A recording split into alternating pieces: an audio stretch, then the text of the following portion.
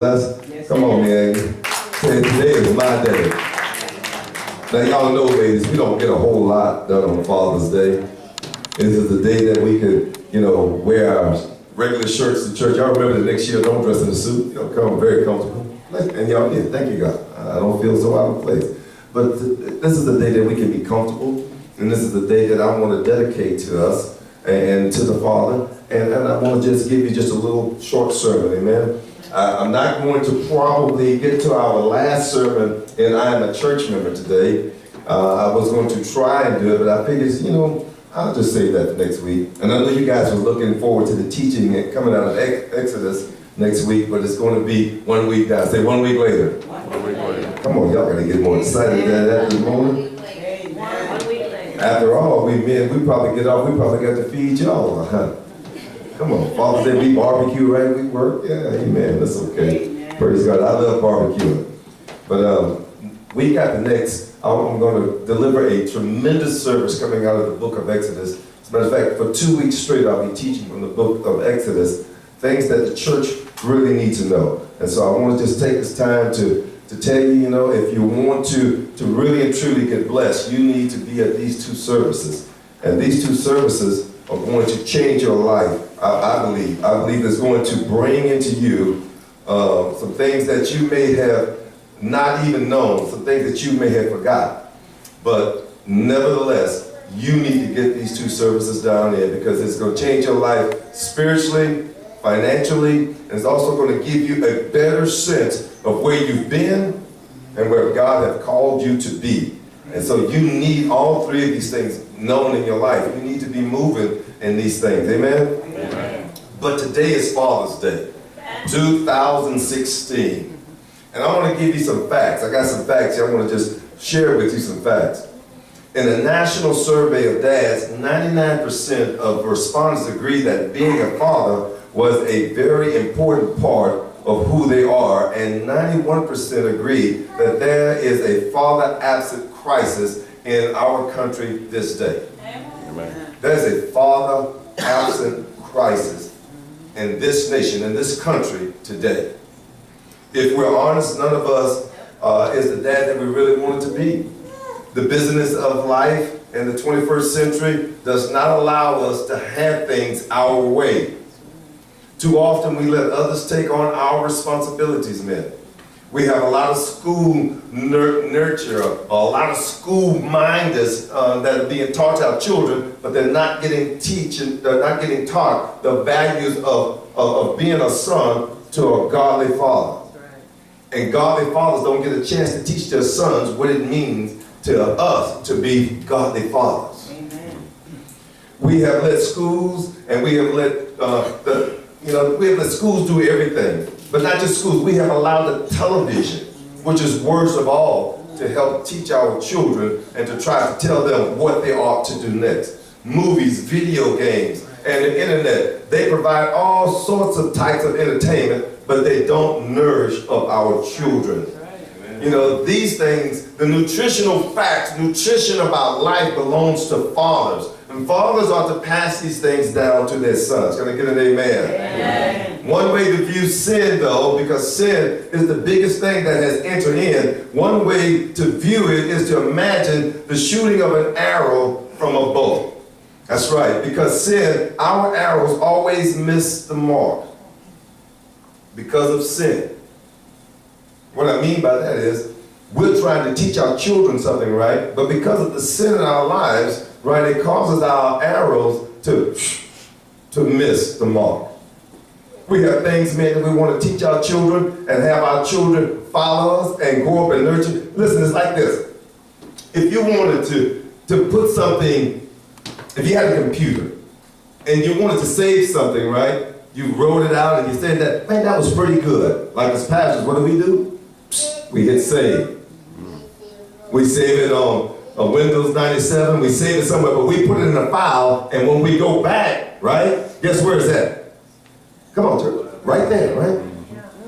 Come on. If you want to put something in your son and you want to leave it and you want to come back and find it, you need to make sure, like that computer, man, your children, man, they can record, they'll download so much stuff in their life that they ain't funny.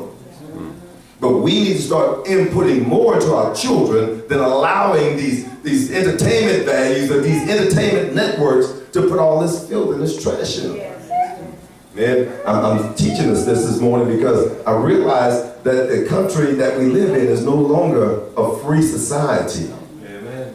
Our children are detained and kept by the entertainment of the world, and it's destroying our children faster than we can input things ourselves. I'm saying this to us, man, because I truly believe it has come time that we pull back from all of our enjoyment, because our children are dying. Our children are leaving this world earlier than they ever have been. There's a crisis for children even becoming the age of 21 now. We're losing our children. And at the same time, man, we are losing ground. Some ground, man, that we can't hardly make up. Something we got to do to make a difference.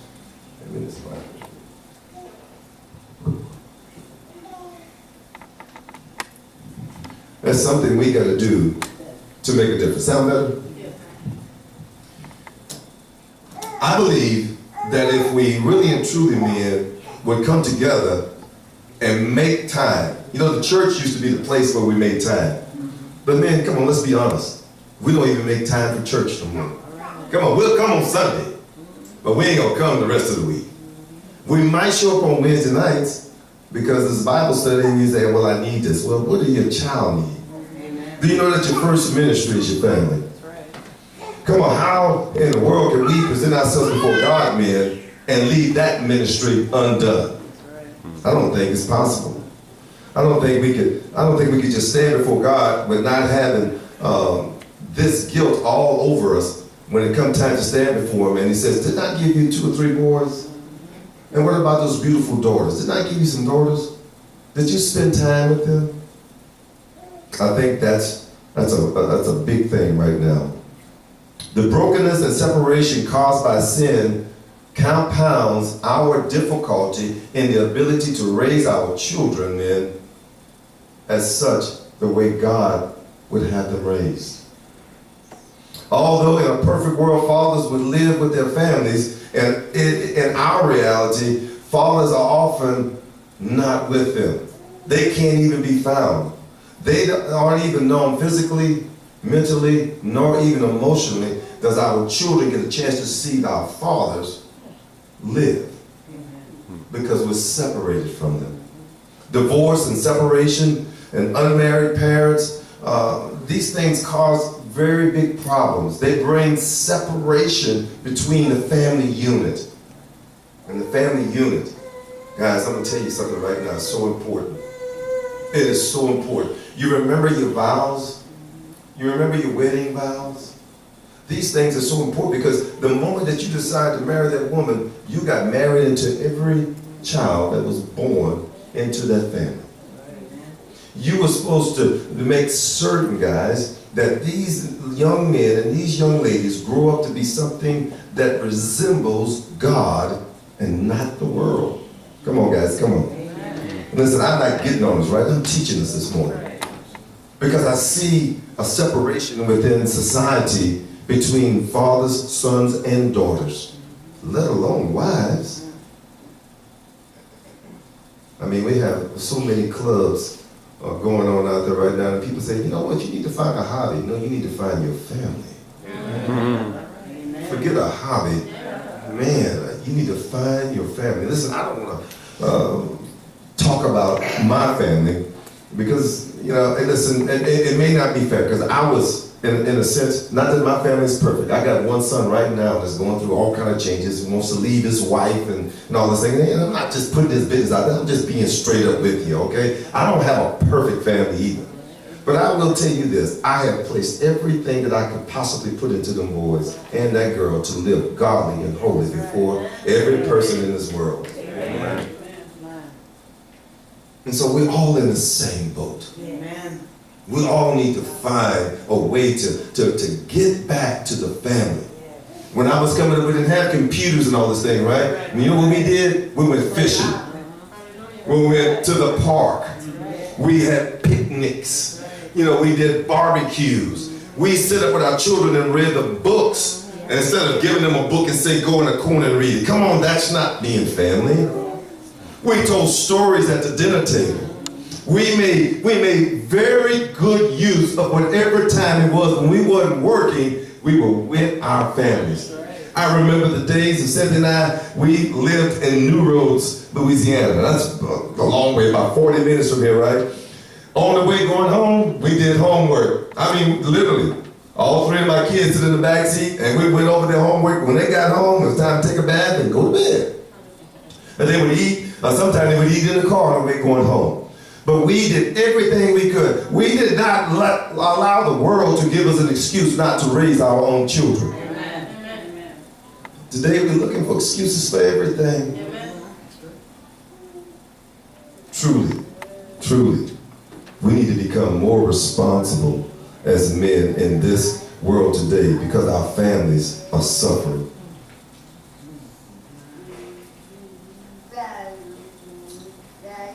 Let's talk about, let's look at this question. Oh, well, let's look at it this way. God's main character as a father is that God is what? Love. His main character.